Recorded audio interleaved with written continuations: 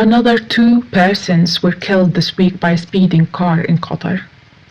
This is a phenomenon that keeps killing people in Qatar and nothing is done to stop it. The contrary, it is encouraged by the Qatari system. The following scenario is a familiar one with Qatari residents. A Qatari in a Land Cruiser or a truck, driving in a cosmic speed while zigzagging the road. They end up hitting other smaller cars or pedestrians. Those are usually foreigners and are in many times killed or sent to the hospital with severe injuries. This happens over and over again. How does the system in Qatar encourages these murders?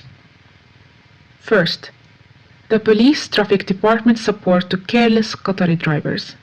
This includes covering up evidences that criminalizes Qataris, putting the fault on the victim to save face, which is a very important, stupid thing for tribal societies like Qatar. They threat expatriates who try to fight back.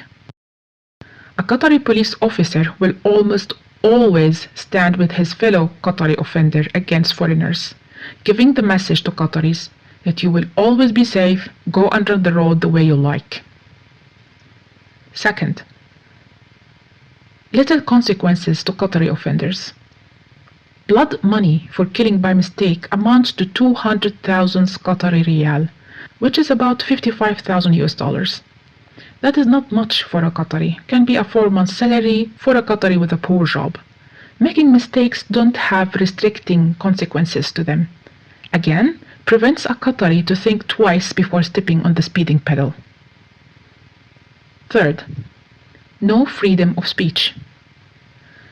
As per Qatar law, any criticism to Qatar or Qataris can be categorized as biased rumors and can be punished by up to 5 years in prison and a fine of 100,000 riyals, which is over 25,000 US dollars.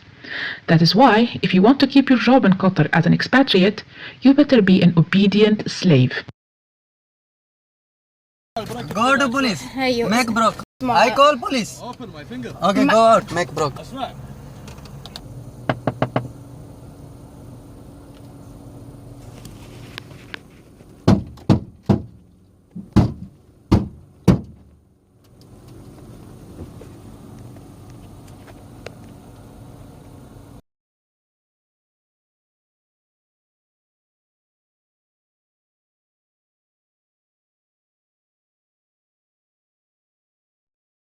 Criticism is the first step to admit that there is a problem and then trying to solve it, but this does not exist in Qatar.